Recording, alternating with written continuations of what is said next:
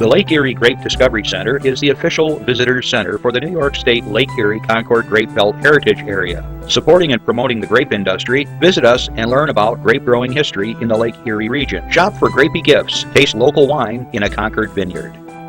Westfield Memorial Hospital provides high-quality health care to residents of Western New York, offering patients the most sophisticated medical advancements while keeping the ease and familiarity of a community hospital.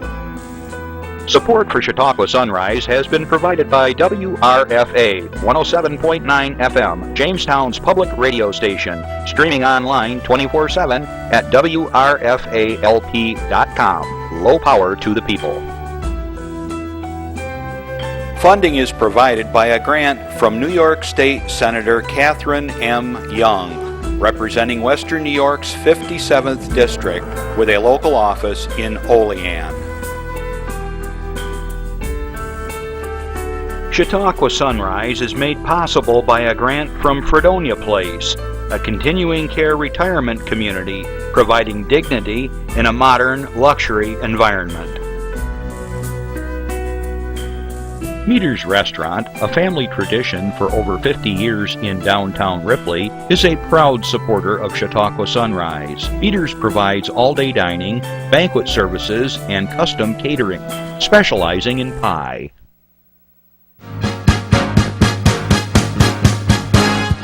From the Access Channel 5 studios in Mayville, it's Chautauqua Sunrise.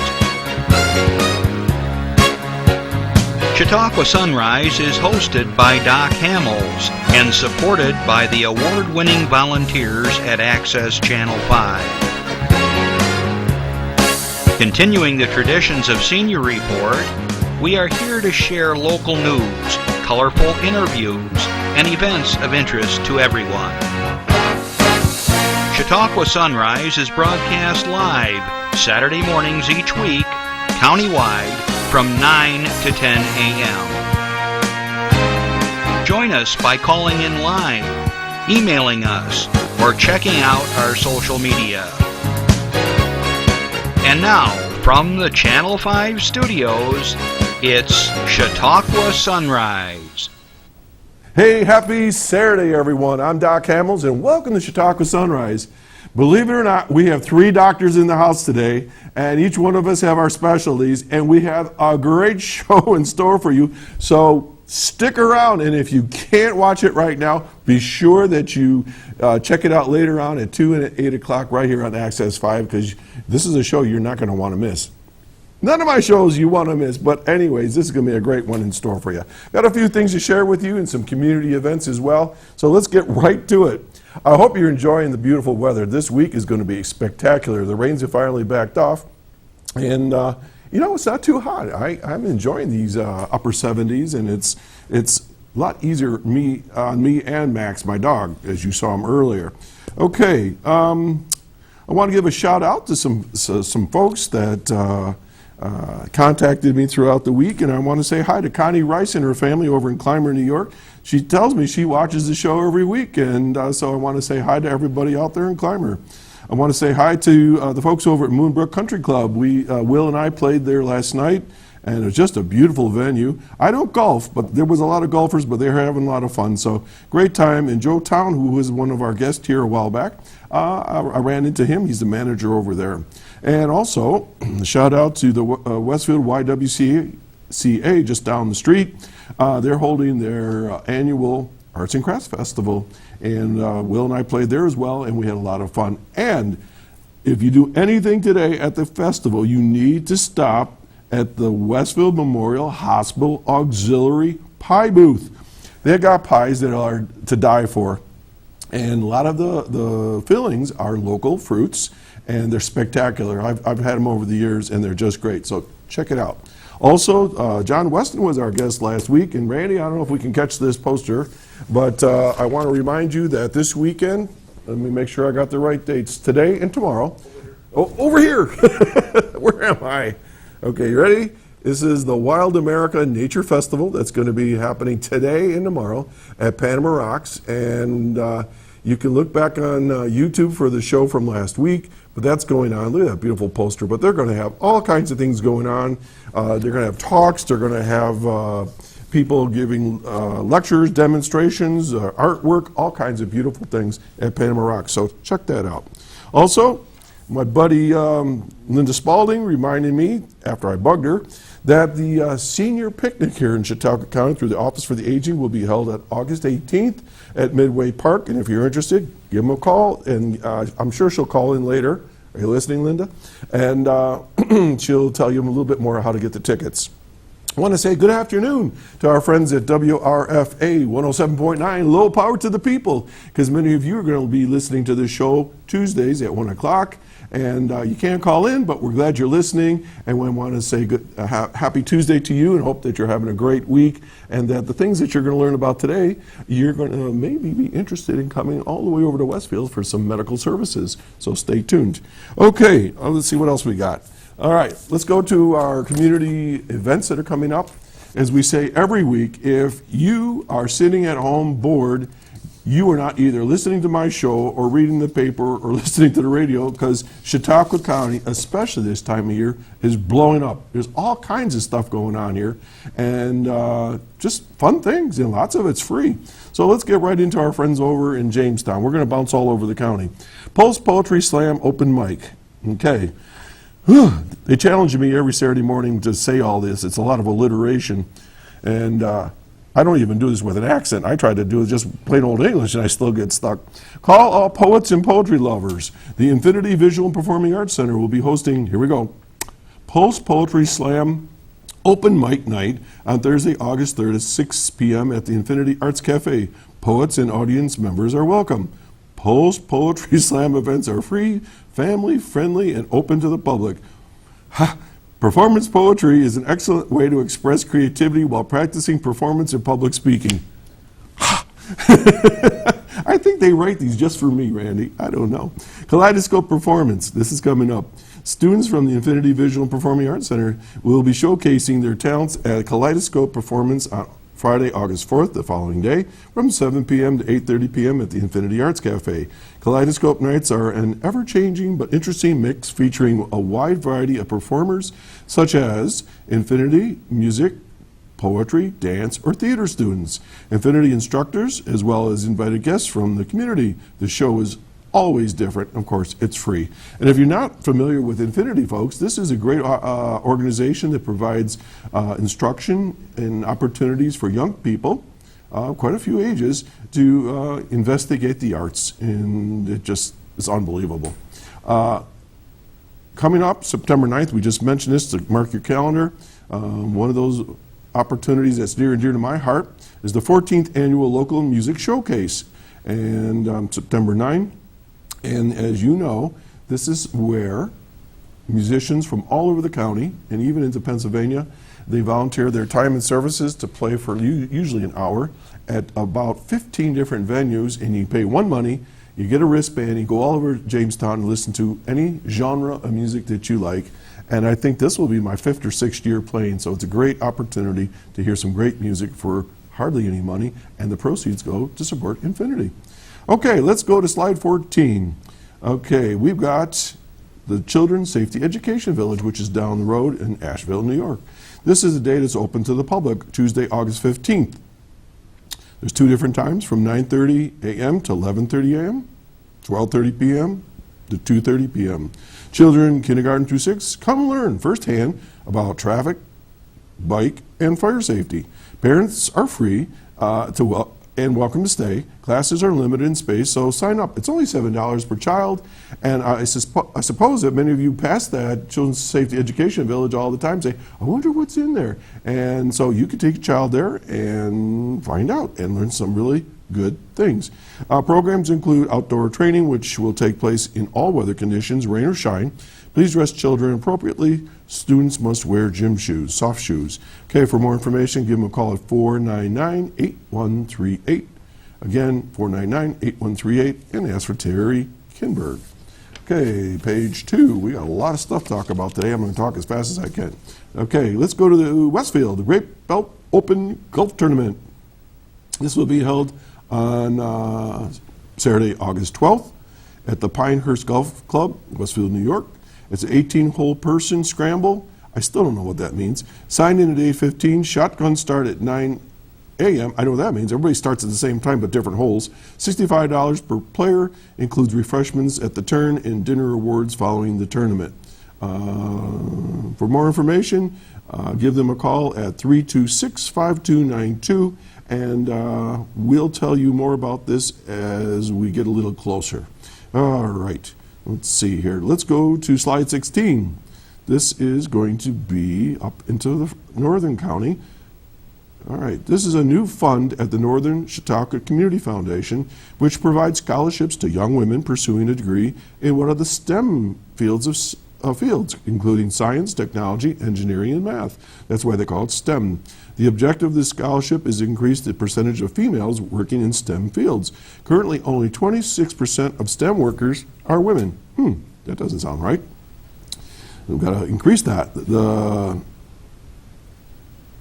Hold on a second, figure out what this is. Oh, First Women in STEM, FHS, in STEM scholarships was made possible in memory of Anita Brown. The scholarship was started as a way to encourage and support young women from Fredonia High School to pursue careers in STEM. This year's recipient, for instance, was Abigail Zentz. Okay, moving right along. We got some theater stuff to talk to you about over in Westfield. We're bouncing all over the place. My good friends at Lakeshore Center for the Arts presents Mornings at 7. It was a a play written by Paul Osborne and directed by Joseph Spann. Today, there's a performance at 7 o'clock. Doors open at 6:30. And tomorrow, there's a matinee at 1:30. It'll be at the upper level of the Westfield Presbyterian Church on Porter Street. And let's see here. For information about tickets, call 326-6254. Next page. Get my pages right here. Page 3, let's go to Sherman, New York. All right, real quick on this one. They are having their fun day, their family day of Sherman Day 2017, which will be held next Friday. So I got to tell you all about it today because it'll be too late next week. They're having their alumni dinner meeting on Friday the 4th. Ruben, I need some help. My eyes are going here. In the Sherman Central School cafeteria. The next day, August 5, all day long, they're going to have a 5K walk at 8 o'clock. There's going to be a big parade at 10 o'clock. Food, craft vendors, car shows, antique tractor shows, and stuff, all kinds of stuff going on. 12 o'clock, there's a fireman's chicken barbecue till they run out. And then only in Sherman would they have a lawn tractor poker run. I don't know what that is, but I know people get on tractors and they have a race. So it sounds like lots of fun. Okay, let's zoom over up to the Hanover, Silver Creek area. This is to let you know that on August 5, now all of you yard sailors, garage sailors, listen now. This is a huge yard sale. The whole village gets together on this. This will be on August 5. And it's going to be in the Silver Creek Village. It's the whole village yard sale. Everybody's there. It's their 25th annual event. And let's see here. Let me just tell you what's going on here. They've got all kinds of things at. Give me a second here. There's a lot to read here.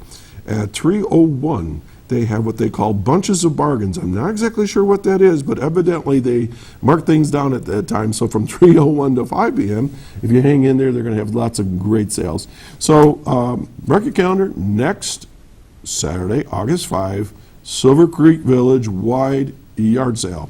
Okay, good friend of mine from the Chautauqua Opportunities Board of Directors had a bad health crisis, and her name is Deanna Coggins, and they're holding an event for her next week, August 6th, from 2 p.m. till close at the Moose Lodge in Hamburg, New York.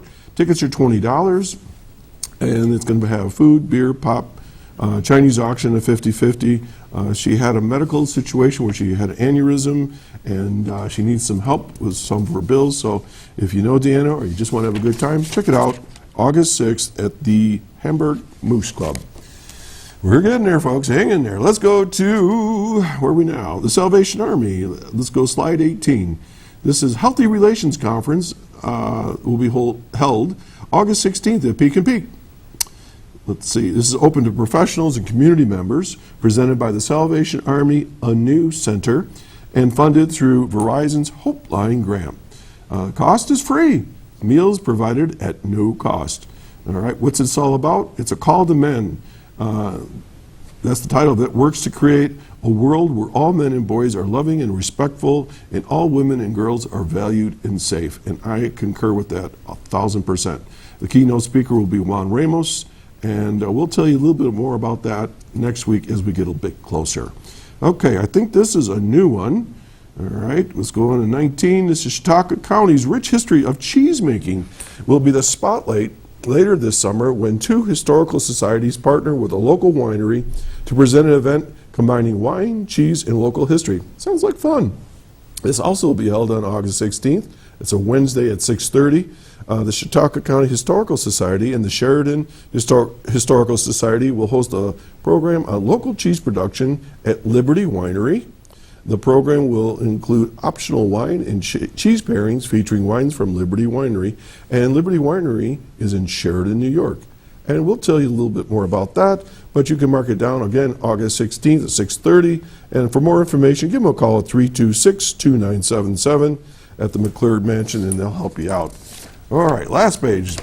Back to Jamestown, New York.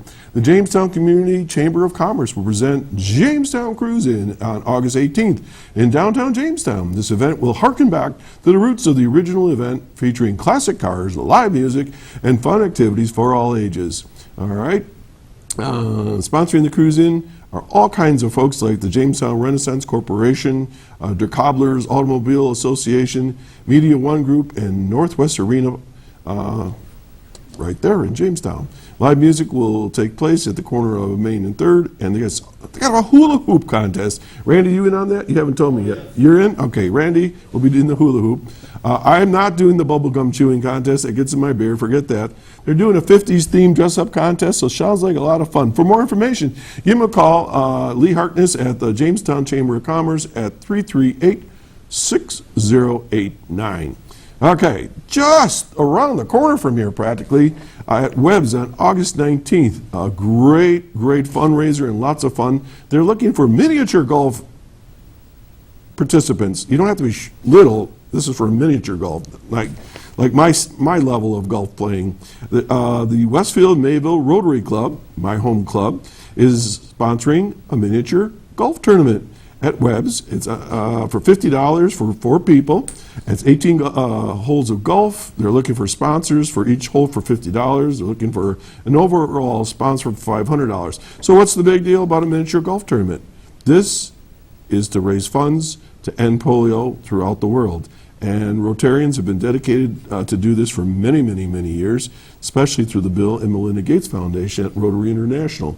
So if you want to have some fun, find 3 other people, $50. It all goes to polio, to end polio. And you can give me a call right here at the station, and I'll give you more information. So lots of fun. Okay, finally, this is a new one. Westfield Memorial Hospital Blood Drive. Okay. Blood Drive at the hospital is going to be on Friday, August 25th from 11 a.m. to 4 p.m. Walk-ins are welcome. Now, they got something new. This is kind of an interesting little spin. You get a chance to win a $5,000 Walt Disney vacation. You got to have a valid ID, 17 years and up, or 16 years with written consent. Got to weigh 110 pounds. Got that covered. Good health. I hear laughing back there. You can't have little things here. You can't have had a tattoo or piercing in the last 12 months. Got that covered. And drink lots of water and eat well before donating. So they're looking for blood August 25th from 11 a.m. to 4 p.m. at the Westfield Memorial Hospital. Okay, I'm going to take a breather. We're going to have a public service announcement. Stay tuned. We got 2 more docs in the house. We'll be right back. They'll test you. Try to break your will. But however loud the loudness gets, however many cheese puffs may fly, you're the driver, the one in control. Stand firm. Just wait. And move only when you hear the click that says they're buckled in for the drive. never give up till they buckle up. And welcome back. You're still watching Chautauqua Sunrise. I'm Doc Hamels, and now I want to kind of frame the discussion this morning. Many of you that watch the show regularly know that we have brought guests here from Westfield Memorial Hospital over the last couple, 3 years. And today is just one of the more of those days where we're going to tell you a little bit about the folks that take care of us and take good care of us there at the hospital. One of the main initiatives that Pete Pascal, who's the director there now, has been undertaking with the board is trying to put a face to the name to the hospital, so that when you all need services, that you feel comfortable and seeing and hearing folks from the hospital, the docs there, the nurses, the technicians, and so on, everybody that's involved with the hospital, and that you'll know who they are and what they do. And if you have a question, I neglected to mention it earlier, you can give us a call here at 753-5225. You can Twitter us. You can email us later on if you have a question, and we'll certainly forward it to our guest if need be. So, right now I want to welcome to the show, and I've been practicing my names all week. First of all, we're going to introduce Dr. Vladislava Buntic, otherwise known as Vanja.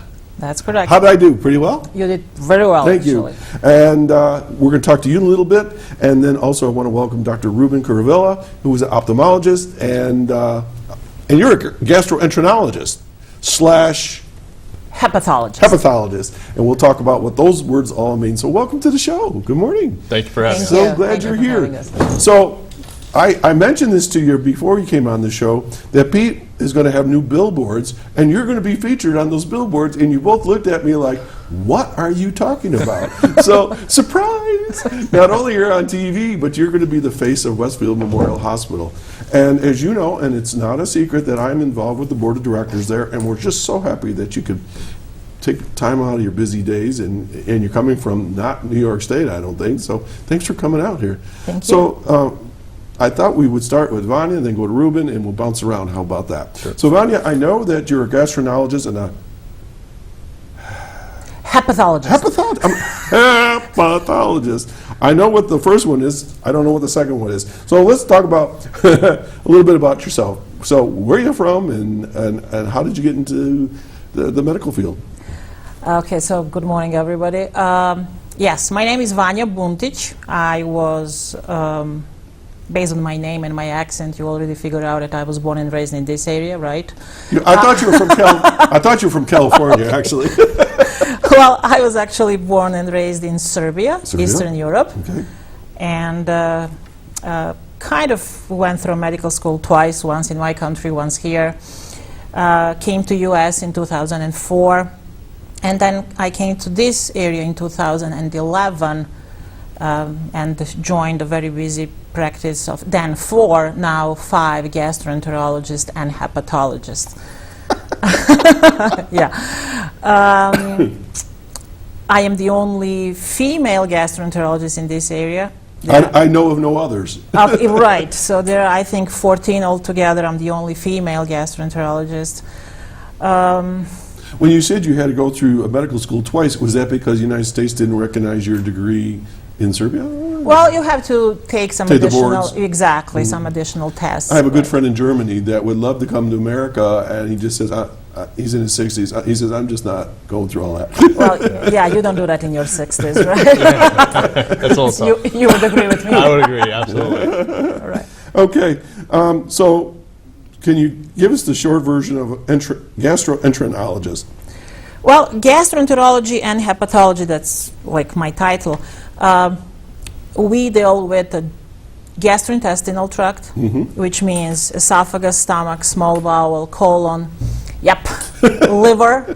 Oh, the liver as well, okay. That's hepatologist. Oh, liver. Right, so liver, gallbladder disease, biliary duct, and pancreas. Pancreas, okay. So diabetes.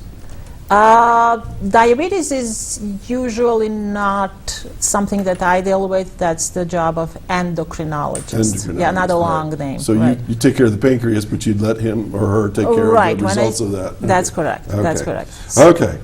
So we'll come back to you. Sure. So, Ruben, you are an ophthalmologist. That is correct. And we couldn't spell it here. We we left out the first H. I was good after that, but that H was It's a like silent H. H. It's a Like, silent where did H. that come from? And a lot of people make that slight blunder, but we got it corrected, so that's great. Absolutely. So, yeah. So tell us a little bit about yourself. Well, thanks for having me on the show. Absolutely. It's great to be here. Actually, just like Dr. Buntic, I was actually born outside of the U.S. And immigrated here in 1990. So Okay, from where? From India. India. Yes. Where in India? The very southern tip called Kerala. It's a state at the very bottom tip next to Sri Lanka across the sea there. So I spent a lot of my time, younger years, traveling around the U.S. Spent probably the most amount of time in North Carolina, which is where I went to undergraduate and also medical college, and did my internship there as well.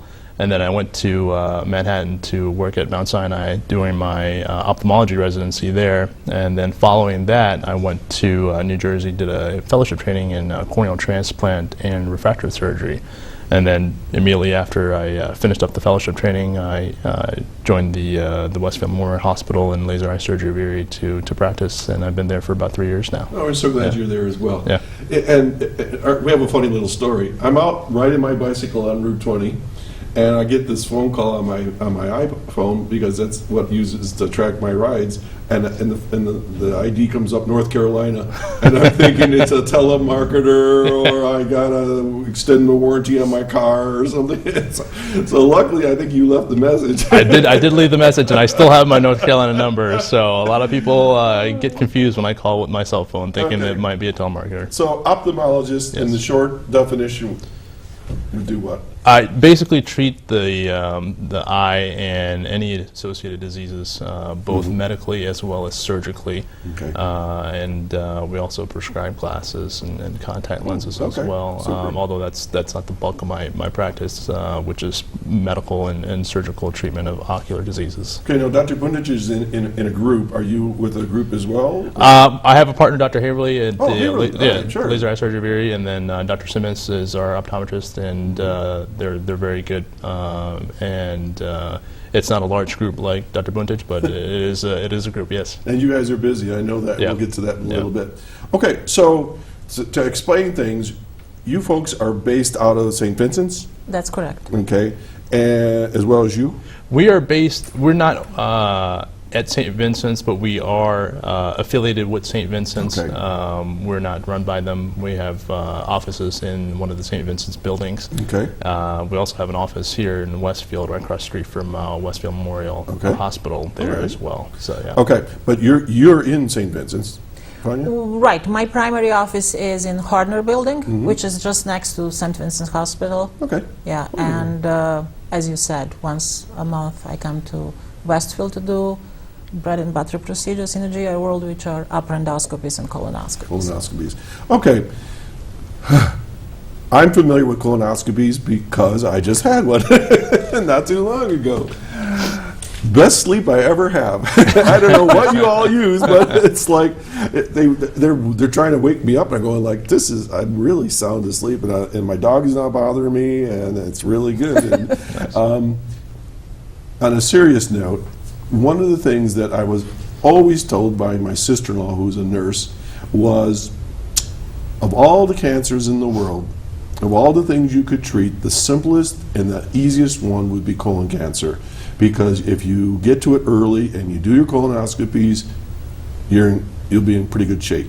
Is that That's true? correct, yes. Okay. So tell us a little bit about colonoscopies and about cancer and anything you want to talk about in that field right now that the viewers should know about and not be fearful of. Because I think a lot of people say, I'm not doing a colonoscopy, I'm not drinking that stuff, I'm not going to let them whatever. So it's really not that big of a deal, really.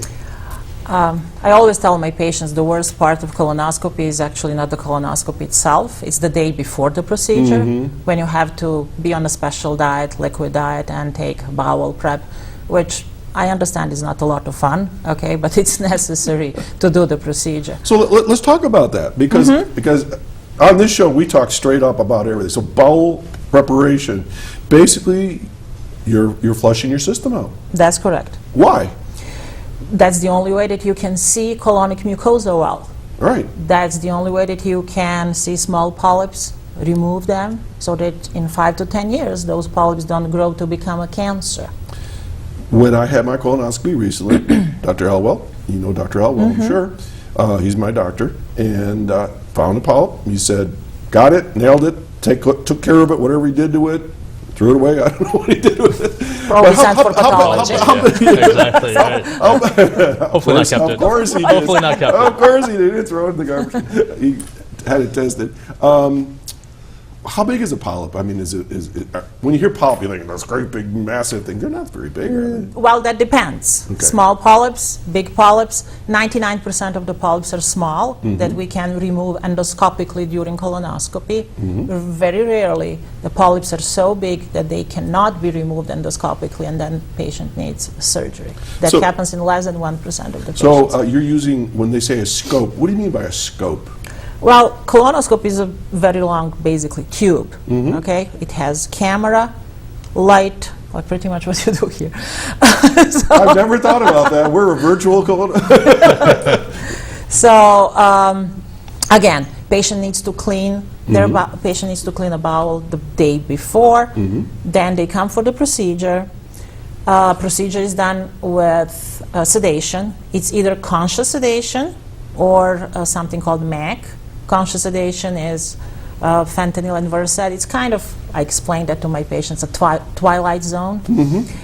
Some patients have a high tolerance to conscious sedation for many different reasons, and then we use propofol, which means that this procedure is done with nurse anesthetist on board. And basically we can do both, we have both options at Westfield Hospital. We can do with conscious sedation or with nurse anesthetist and propofol.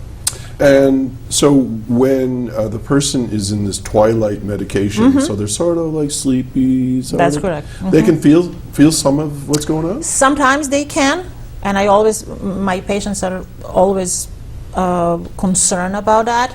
But the good thing about that is that at the end of the procedure, one of the medication actually is causing amnesia. So even if they are a little bit uncomfortable during the procedure, after the procedure they have no idea what happened to them. So that's okay. It doesn't have long effects because my No. wife thinks that I forget things, so maybe it has nothing to do with my I don't think that colonoscopy. has It's just anything that- to do with fentanyl and Versed. Okay, let's say somebody, they didn't know they had polyps, and they're afraid to go see you at the hospital. What would be something that could happen down the road? I mean, what's the thing that we don't want to happen? You said something about cancer. Right. There are many different types of polyps, colon polyps, but the two most common ones are hyperplastic polyps and tubular adenomas. Hyperplastic polyps are completely benign. We are not concerned about that. Okay. The concerning part are tubular adenomas. Tubular adenomas are the bad guys that, depending on the dysplasia, in 5 to 10 years can grow and become cancers. All right, so let's say you have a patient and you are exploring body parts, and you find something that's cancerous. What do you do with it? What happens? Well, first of all, we need to confirm that. Okay. We take biopsies. Right. If biopsies confirm that is actually a cancer, then usually the next step is I refer a patient to colorectal surgeon for a surgery. CAT scan of the abdomen and pelvis is done to make sure that the cancer is confined to colon only, not somewhere else. Which is very possible. It could just be a polyp that became cancerous. Yes. Okay. Yes. So again, don't be scared. Get this checked out if you have some issues. Are there any symptoms that people would know that they had a cancerous polyp? What we try to do, and the whole definition of screening colonoscopy, is to do colonoscopy starting at the age of 50 in patients who are asymptomatic. So we want... No symptoms. Exactly. So people usually have this misconcept, oh, I'm fine, I don't need colonoscopy. I don't have rectal bleeding, I'm not losing weight, I don't have anemia, nobody in my family had colon cancer, I don't need to have colonoscopy done. That's not true. According to American College of Gastroenterology, and see, even I have a problem to say it, and United States Task Force, Screening colonoscopies are recommended between the ages of 50 and 75. After the age of 75, we can keep on doing colonoscopies if the patient remains in a good health. After the age of 85, we don't do screening colonoscopies. Okay. So that's a good rule of thumb. Now, if somebody right now that's listening and they're saying, "Oh gosh, I'm really nervous about this. I'm starting to feel uncomfortable. I'm having maybe some symptoms that are not normal. Maybe, like you said, some bleeding and so forth." How do they get a hold of you? What do they do? They can call their primary physician, like family doctor. They get referred to me, Okay.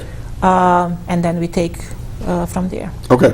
So, and I think that's important that people realize they just don't get the pick up the phone and say, "Dr. Buntic, I want a colonoscopy." It doesn't work that way. Well, it can actually work if patient is asymptomatic. Right. If we are talking about screening colonoscopies, we right. do have something called direct schedule. Okay. So completely healthy 50-year-old man or woman with no medications, feeling fine, just wants to have screening colonoscopy, they can actually do that, what Okay. you just described. Okay. Just pick up the phone and they deal with my nurses over the phone with like a bowel prep and everything else. We schedule them for colonoscopy. They don't even need to see me before colonoscopy is scheduled. Wow. Well, that's terrific. And at Westfield, my understanding is it's like a one-stop, like what they call that, a scope center where people can call there and they schedule and the primary correct. doctor can. So just like you say, you may not Right. even see the person, that you just be assigned that case and away Yes. you go. And all this is done right at Westfield Memorial Hospital, right? That's correct. Okay. That's an outpatient procedure. Basically, they just need to come for a procedure with somebody who's going to give them a ride back home. They won't be able to drive back home, obviously. Because of the amnesia, 'cause you forget where you right. live. So I think that altogether it takes maybe 2-3 hours. Right. And the actual colonoscopy doesn't take long at all, does it? Oh, the average time for colonoscopy is like 15-20 minutes. Wow, terrific. Okay, let's give you a breather and let's go to Dr. Kuruvilla, our ophthalmologist. Okay, and we said that you take care of eyes and that. You don't prescribe the glasses so much, do you? I mean, I don't do a lot of the prescription of the glasses, the contacts. What I do is mostly medical and surgical diseases of the eye and the ocular structures. okay. Yes. And unlike Dr. Buntic, who did not bring a model of the colon, thank you. I appreciate that. You brought in a model of the eye, and we kind of emailed back and forth a little bit. And I said that would be terrific. So, Randall, if you're ready, we're going to do a little close-up as you're going along. And so, what kind of services do you provide at the hospital? Let's go into more detail now. Sure. So we'll start from the front to the back of the eye, and the eye model doesn't have the skin or the orbit soft tissue material on the eye. So that's the first thing we would look at is there any excess skin on your eyelids, especially if skin that's weighing down your eyelids so that you can't see out of the top half of your visual field, and that can be surgically removed. I've known people who've had that. Yeah, it's like you pull up the eyelid a little bit. a little bit more just by taking the excess skin on your eyelid off. How common is it? I would say with older folks, It they is, probably get yeah. a little droopy there, or A lost little, some weight. yep, it is very common. I see that on a pretty regular basis. Okay. And then problems with tearing as well, especially with the lower lid, if that can also droop as well. And we call that an ectropion, and that can lead to progressive tearing that can't be controlled in any other way other than tightening of the lower lid. And then we can work our way into the eye, and the first thing we notice is the surface of the cornea, which is this clear window to the eye. Yep. So I used to call it the windshield. The windshield, exactly. So, and this windshield can become dirty, it can become dry, it can become scratched, it can have injuries if something flies into the eye, it can actually get embedded into the cornea. And so we do treat a lot of ocular surface diseases that involve just the surface of the cornea. And the cornea has 5 different layers, even though it's such a small structure, and the back layer of the cornea can have problems as well. And one of the problems that it can develop is called Fuchs dystrophy, and that can basically cause swelling to occur in the cornea. So instead of being nice and clear like this, it can actually become swollen with water, and that causes blurriness, causes halo, and causes basically a loss of your functionality. And we can treat that with a corneal transplant surgery, where we basically remove the back layer and put a new layer of fresh cells into the back of the cornea so that it becomes nice and clear again. Where So, do you get the fresh cells?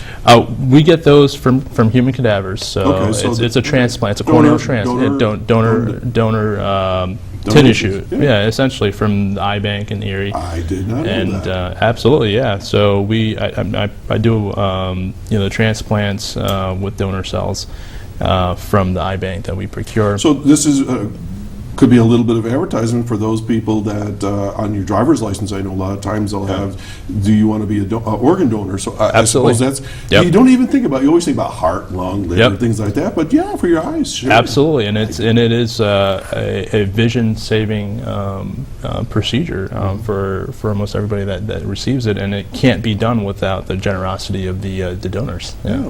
On TV, you always see these commercials, dry eye. Okay, is that something you deal with as well? Yes, very frequently actually, and that's as a cornea specialist, I deal with a lot of dry eyes and a lot of blepharitis, which is just inflammation of the eyelashes caused by the slight overgrowth of the bacteria there, and that actually causes the dryness to worsen on the surface of the eye on the cornea there. So how do you treat dry eye? So the first thing we do is supplement the natural tears that your eye produces with artificial tears several times a day. So that's drops. Those are eye drops, absolutely. And the second thing, if there is any excess blepharitis or inflammation of the eyelids, we want to give warm compresses to basically kind of soak the eye and do a morning lid scrub with either baby shampoo or medicated lid scrub to get rid of the excess bulk of bacteria that's on there. And that can actually help get that tear film to be nice and even, and the dryness improves just from that. And obviously you've seen commercials for other medications out in Absolutely. the market for dry eyes, and those are usually reserved for people that are not responsive for conservative treatment with the tears and the blepharitis treatment. And we can also put little plugs right in the corner of your eyelids as well to help keep the tears that you're naturally producing in the eye. It's the same concept as putting a plug in your bathtub. Is when you put the plug in the bathtub, the water stays in the bathtub. You can plug your eyes? You can plug your eyes. They're You little, heard it first at Chautauqua Sunrise. I've never heard of that before. Absolutely. It takes maybe less than 10 seconds to do. It's painless. And each eyelid in the corner, top and bottom, has a small opening that drains the tears that your eye naturally produces. And it drains into the back of your throat. And what we can do is put a small silicone plug to basically plug that hole and keep the tears that you're naturally producing in the eye so that the surface remains moisturized. Okay. Yeah, absolutely. And then we can go on to the back of the eye, which Sure. is the area that I see a lot as well, which involves the lens. And the lens is the crystalline portion of the eye that focuses the light into the retina, which is right here at the very back layer of the light. And normally the lens is clear, pretty much like this when you're born. And as you get older, what happens is that the lens becomes Ooh. more cloudy. Yeah. So this cloudiness prevents light from traversing from the front to the back of the eye. And it also causes a lot of glare and halo symptoms. Now, is this what you call a cataract? This is a cataract, essentially. It's the natural lens that was originally clear is now turned cloudy, and it prevents the light from getting into All the right, so back what do of you the do eye. for that? So this we do basically cataract surgery. To basically, we take the cloudy lens off out of the eye and completely, and replace it with another lens that's made out of plastic to help focus the light back onto the retina to make that crystal So clear you're image. replacing the lens. So we're replacing the lens with an acrylic piece of plastic, essentially, Wow. that doesn't have to be changed. It's a permanent fixture, and it works fantastically. Now, how long will that last? This lasts for the entire life of the patient. So Really? there's no need for me to go in there and replace the lens. So that's when people go for cataract surgery, they're Exactly. basically getting their lenses replaced. They're basically getting this cloudy lens that was clear, that's turned into a cataract So replaced. typically, what's the age group for that? Typically. Typically, Mostly by 65 to 85 is the typical age group where I do most of my I'm at the cataracts. threshold. I have to prepare for my halo effect. Absolutely, absolutely, and that's one of the things that I always tell my patients to watch out for is, you start developing cataracts generally when you're age 50, 55, and just because that's developing doesn't mean you need to get surgery right away. You want to wait until they're symptomatic, essentially, and if you start developing halo or glare or just a constant blurriness of your vision that cannot be corrected by changing your prescription on your glasses, that's generally an indication that you should come see the specialist and have them take a look at that cataract and make sure it's okay. Okay, let's hold our thought on cataract surgery. We have a phone call. Sure. Would you like to take a phone call? I have no idea what we're going to hear about. So good morning. Oh, good morning, Doc, and good morning, doctors. This is morning. Linda Spalding. Hi, Linda. How are you? I'm good, thank you. How are you on such a beautiful morning? I'm learning all about eyes and colons and livers and all kinds of cool things here. Oh, well, those are good things to learn about. And thank you for coming to visit me at my office, at the Office of the I Aging. dropped in to see her the other day. I surprised you, didn't I? You said, so you really do work here. She's got a great office. She's got an office with this beautiful view of the mountains and hills out in Stockton. I liked your office. It was really nice. I do have a beautiful office. This is true. I would like to mention that I'm so happy that Westfield Hospital is still there. Yeah. They have provided such a wonderful, urgent, terrific care for myself and for my family members. And thank you again. I'm so happy we have our hospital there. For sure. And so I bet you know people that maybe get services from these doctors, huh? Yes, I do. Okay. Yes, quite a few, yes. Kind of nice to see their faces and hear from them, isn't it? Yes, it is. Because so many times you'll hear, you're going to see Dr. Frankenstein and you're going to get, I mean, it's always a scary thing. It's like the unknown. And so the hospital administration wanted to bring some of the docs in. We're going to do this more as years go by. So you think that's a good idea? I do. I think it's an excellent idea. Okay. So Pete Pascal, you did well. I'd also like to mention that we do have our free computer training going on at the Hyra Brockton Library and the Westfield Patterson Library, and we're always looking for participants. We're still looking for someone in the Jamestown area to be a transport aide in our subsidized senior employment position. So please feel free to contact me at our Office for Aging in Mayville. The number is 753-4471. And Linda, did I get it right? The senior picnic is August 18th at Midway Park? That's correct. And how do they get tickets? What's it cost? Oh, you would ask me that. I think it's You work there. I saw your office. All right, tell you what, next week. I think it's around $6. Okay. It's around $5 or $6. It really is subsidized. Okay. The cost of what is provided is really much more because it's a full chicken barbecue dinner with dessert and a band and prizes and live music. It's subsidized because we have fundraisers for the Mac McCoy Fund to defray the cost of it so that it won't be, the cost will not be prohibitive for our seniors. So it's around $6. It's very inexpensive. How about next week, if you can call in and give us a little bit more details for the seniors so they know, because it's coming up fast and I know it sells out quick. Yes, it does. And it's a wonderful chance to see people, the other seniors in the area, the people who work at the various offices, not only at the Office for the Aging, but at the adult day programs, and we have our county executive in Swearigan. We'll be there and other representatives to help serve your lunch. All right. Well, you have a wonderful weekend. Enjoy the great weather, huh? You have a beautiful day. Okay, you too. Thanks for calling in. Thanks. Bye-bye. All right. Okay, so getting back to the eyes, and then we're going to get back to colons and all that good stuff here in a second. So what else do you do there at Westfield? Sure. So we went all over the cataract and the Mm-hmm. corneas, and then the rest of the eye and the back. There's multiple diseases that can happen in the back of the eye. As you get older, and it's important to get screened on a regular basis for them. One of the things being glaucoma, and glaucoma is one of the I call it a silent killer or silent source of blindness because there are really no signs or symptoms of progressive glaucoma damage, unlike cataracts where your vision actually starts to deteriorate pretty earlier on in the cataract process. With glaucoma, the vision loss happens out in the periphery, and most people aren't aware of vision loss until the glaucoma gets to the end stage level. And that's where they get that puff of air against your eye to test the pressure? Absolutely, I hate yeah. that thing. Yeah. Well, it's No, I do. I really hate it. It's not just you. Did you ever get that done? For that glaucoma test? They Yes. zap you Yep. with like 5,000 pounds of air and about knocks you out of your seat? No, It's not that much. We don't knock people out of their seats. See, but, and people are scared yeah. of colonoscopy. Exactly.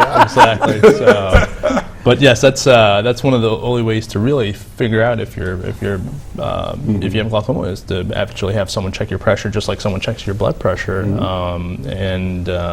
and it's important to get treated early with eye drops to lower the pressure if the pressure is high, so you don't develop blindness. So once again, if you're having some symptoms and some problems seeing or vision or pressure, Absolutely. but it's the screening. It's the screening, yeah. We have another phone call. This is wow. cool. Good morning, caller. Hi. Hi. Dr. Kuruvilla, Yes. I had my eyes done by you on the 16th of 2015.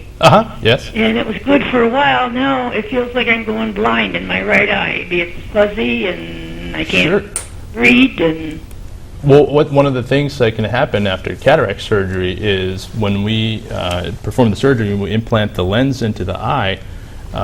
There's a little clear capsule that the lens sits in, and that capsule over time, in about 30% of patients, and it's hard to know which ones will develop it, will become more opacified and kind of a hazy appearance to it. And it's not a problem with the lens itself, it's just the clear lens capsule that the lens sits in, and that can prevent the vision from being as good as it should be. And it's an easy fix with some lasering. We can basically make a hole in the haziness of the capsule, and that way more light can get into the back of the eye. And it's something that we can do right in the office as well. okay, you say you have an office in Westfield across? Yes, there's an Hospital? office in the Westfield, and there's also an office in Erie. And the one in the Westfield is right across the street from the Westfield Memorial Hospital. Was that the old dental office? Is that, I'm sorry? Was that the old dental office? That I'm not sure. It is behind the main hospital, so it's part of it's a different building. Just Oh, okay, behind. no, okay. Well, Yeah. that's where I went before. Yes. Okay. Okay, And I so- thought you said across the street. You mean across the parking lot? Across the parking lot. Yes, I'm sorry. Yes. So if she Yeah. wants to get a hold of you, just call the hospital? Actually, you should call my office, and we'll make an appointment with you as early as next week, and we'll take care of it. How's Okay, that? the one in Erie? The one in Erie, yes, and that's the best way to get to my office in Westfield as well. Yes. Okay. Yep. All right, I was wondering if it could be fixed. Absolutely. Absolutely. Oh, good. There we go. Okay, well, thank you very much. All right, thanks for calling. There you go. Thank you. All right, so things happen and you can correct them. All right. So let's get back to Dr. Buntic for a little bit, and then we'll see if we can, if you have any last thoughts there on eyes. Okay, so we talked about the colon and so forth. So what are some good things for people to think about as far as diet, exercise, anything you want to suggest in that particular area? Well, we always suggest high fiber diet. High fiber. High fiber diet, at least 20 to 30 grams a day. That's how- Vegetables, fruit. fruits, vegetables. One of the, as opposed to Dr. Kuruvilla, we don't want he wants to plug something in the eyes. We don't want our colons plugged, okay? So we don't want our colons plugged. We want patients to have bowel movements every day, every other day. Exercise, yes. That's pretty much it. Yeah. When I look at what people eat around me throughout the weeks, people are not eating a lot of fiber. I'm seeing a lot of mushy stuff. I'm seeing a lot of processed stuff. That's so when right. you say fiber, we're talking like raw vegetables or whole fruits not- before they're processed and things like that. Not donuts, not chips. No. So we are talking about fruits and vegetables, or if you have a problem with constipation, which is very common in patients above the age of 50, then My eyes are going and I'm going to be plugged up here. I can't wait. then we suggest some fiber supplements. you know. So again, when I'm talking about 20 to 30 grams of fiber a day, that means fruits, vegetables, and supplements all together. Okay. A lot of water, fluids. What are things that people should not be doing? So eat right is what you should do, but what shouldn't they do? Is there anything for good colon health that they shouldn't be doing? Like alcohol, spicy foods, things like that. I mean, Well, spicy food is more causing problem with upper GI tract, acid reflux, which is another pathology, very common pathology Do you that I deal with see that? may often. Oh yes, Okay. yes. So that's one of the reasons to do upper endoscopy. Yes, from above. Yeah. And we can do both. as above, so below. Yeah, and we can do both at the same time, not with the same endoscopes. Thank you. So spicy food usually causes problem with like acid reflux. Okay. And And so what's the deal with acid reflux? Why would you be concerned? I mean, obviously it has something to do with heartburn, but what is somebody, and I'm telling you, I know people are listening right now, and they're saying, I take lots of antacids and I take all this stuff and I got a little reflux. But if it's constantly, what's the end result there? It can't be good. 70%, first of all, acid reflux is very common. Okay. And I want to emphasize that there were many studies published recently that show that there is a very strict correlation between gaining weight and having acid reflux, which kind of makes sense because every time you gain weight, that increases the pressure in your abdomen, everything comes up, right? Oof. So weight loss, lifestyle changes, that's something that can help with acid reflux. We have two different groups of medications for acid reflux, H2 blockers and proton pump inhibitors. 70% of the patients with acid reflux will have a lot of symptoms, but luckily no esophageal damage. That's where I was going. Unfortunately, the other 30% will have one of the three things: esophagitis, Barrett's esophagus, which is pre-malignant lesion, or unfortunately esophageal cancer. Okay. So if it's chronic, if it keeps occurring, they should come see you. They should come to see me, that's correct. All right. Guys, we're down to a couple of minutes here. So if somebody wants to get a hold of you for services, what's the best way? Again, they can either call my office in Hardner Building, Digestive Diseases of Northwestern Pennsylvania, or Westfield Hospital through their family doctor. Okay, very good. Okay, Ruben, you were trying to wrap up things on the eye and Sure. the services. So what other things are you dealing with there at Westfield? In Westfield, in any place, mostly deal with the glaucoma in the back of the eye, also macular degeneration, which is a progressive disease found as you get older, can affect the retina, which is the back layer of the eye, and that causes a slow, gradual loss of your central vision, versus glaucoma is a slow, gradual loss of your peripheral vision. And macular degeneration is something that that you should start getting screened for once you age 60, 65 or so. It is one of those things that creeps up slowly, and especially if you have a family history. If there's a mother or father that had that macular degeneration disease, that's something that you're at an increased risk for developing as you get older. So what do you do for it? Well, there's really no cure for macular degeneration, but there are treatments that slow the progression of the disease. First thing is eat a specific set of vitamins that help slow the progression of the disease. And that's useful for the dry kind of macular degeneration where there hasn't been any hemorrhaging or bleeding inside the retina and the back layer of the eye. If it's the wet kind of macular degeneration, then there's other medications that we can provide directly into the eye that can slow the bleeding down and kind of progress or slow the progression tremendously. Okay. Yeah. Folks, we have run out of time, but we're down to like 20 seconds here. So I just want to thank both of you for taking time on a Saturday to come visit with us. And I hope that the folks that are listening right now will feel more comfortable in visiting both of you or one of you over time. And you're very friendly. You're not scary whatsoever. And I know that you are doing great things at Westfield Memorial Hospital. So Dr. Buntic, thank you for coming by. Dr. Kuruvilla, Thank you. Thanks for coming by. And perhaps I'll see you at the hospital when you're there sometime when I'm visiting. So, folks, if you want to see this show again, you can go to YouTube in another couple days and look us up. And, of course, you can watch us again over and over again throughout the week. I'm Doc Hamels, and we're saying have a great weekend, and we'll see you again right here at Chautauqua Sunrise next Saturday morning at 9 a.m. Take care and be safe. Eat your veggies and keep good care of your eyes. Take care. Bye-bye.